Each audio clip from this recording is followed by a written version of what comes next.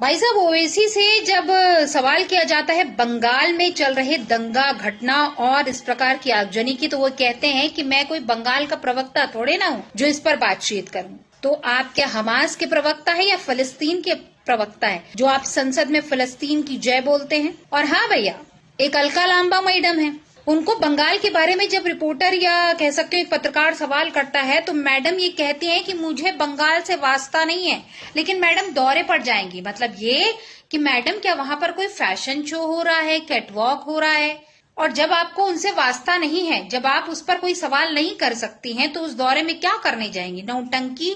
सोचने वाली बात है।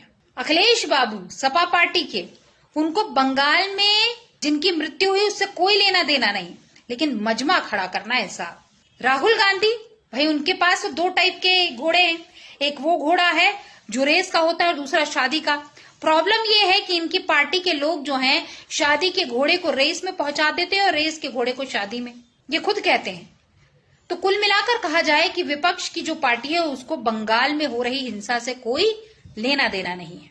सोचने वाली बात है और आप भी सोचिएगा इसको। अच्छा, बंगाल से क्या लेना देना? हम ममता जी के साथ है, खत्म बात। वहां जो कुछ कम्युनल टेंशन हो रही है वो सब बीजेपी करा रही है। हमने मुजफ्फरनगर में नहीं देखा क्या?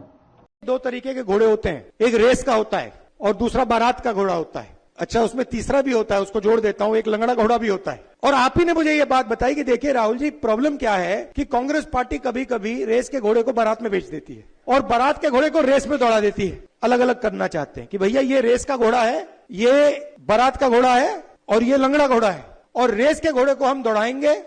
मैं वेस्ट बंगाल गवर्नमेंट का स्पोक्स पर्सन नहीं हूं श्योरिटी साहब, अनफॉर्चुनेटली।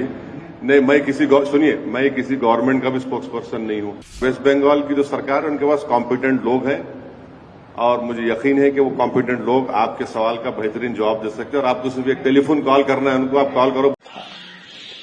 कि एक्शन का रिएक्शन होता है, तो मुर्शिदाबाद के अंदर भी एक रिएक्शन है और इसके लिए भारतीय जनता पार्टी जिम्मेदार है। आप अगर किसी के मजहब पे जबरदस्ती हमला करेंगे उसके नतीजे कुछ भी नहीं कर सकते।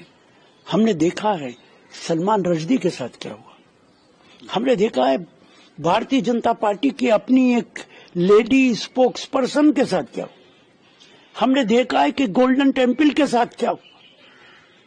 किसी के मजहबी मामलात में मदाखलत नहीं करनी चाहिए, लेकिन Bharatiya Janata party anti Muslim, anti इस्लाम है, इसलिए उन्होंने वक्फ के कानून को जबरदस्ती थोपा है, जबकि पूरे देश का मुसलमान, छोड़ दीजिए कांग्रेस पार्टी क्या कह रही है, छोड़ दीजिए ममता बनर्जी, अखिलेश यादव क्या कह रहे हैं, जिनके लिए कानून लाए वो आपके खिलाफ हैं।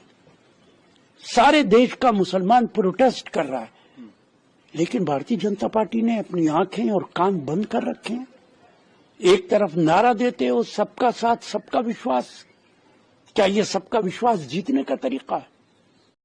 फिलहाल तो अधीर रंजन जी बड़े अधीर हो गए हैं बंगाल के इस हिंसा को देखकर, और कुछ लुटियन मीडिया के जो पत्रकार हैं लाइक रब्बीश कुमार जी, तो वो तो साहब बीजेपी की ही कह सकते हैं धज्जियां उड़ाने का कार्य करते हैं। उनको तो बकायदा उसी की ड्यूटी मिलती है और वो बकायदा बंगाल की हिंसा के लिए भी बीजेपी को ही जिम्मेवार ठहरा रहे हैं। और इसके साथ मैं आपको बता दूं कि बीएसएफ के जो जवान हैं वो बेहतर तरीके से अपनी ड्यूटी निभा रहे हैं।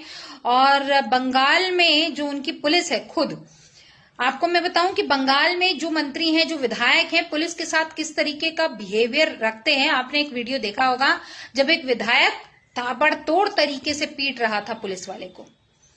और बंगाल की हिंसा पर, दंगे पर ममता बनर्जी कुछ नहीं कहती, लेकिन वो ये जरूर कहती हैं, नाम ममता बनर्जी है, ऐसा लगता है सनातनी है, मगर ये कहती हैं कि सनातन सबसे गंदा धर्म है और इस धर्म को बीजेपी ने बनाया है। मैडम, इतिहास के पन्ने को पलटिए और देखिए कि सनातन धर्म कहां से आया है और बीजेपी पार्टी कब आई थी।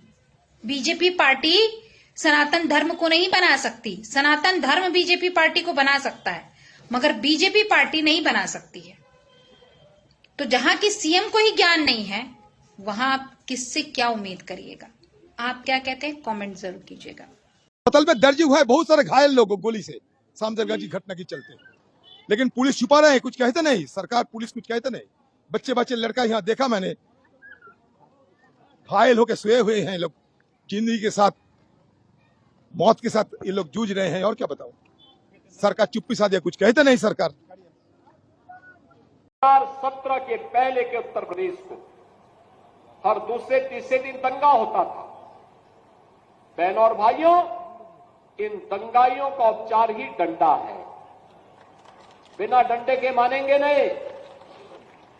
आप देख रहे होंगे बंगाल जल रहा है, वहां की मुख्यमंत्री चुप है, दंगाइयों को शांति दूत कहती है। अरे लातों के भूत बातों से कहां मानने वाले हैं। लेकिन सेकुलरिज्म के नाम पर इन लोगों ने दंगाइयों को दंगा करने की पूरी छूट दे रखी है। पूरा मुर्शिदाबाद पिछले एक सप्ताह से चल रहा है, सरकार मौन है। बहनों और भाइयों, इस प्रकार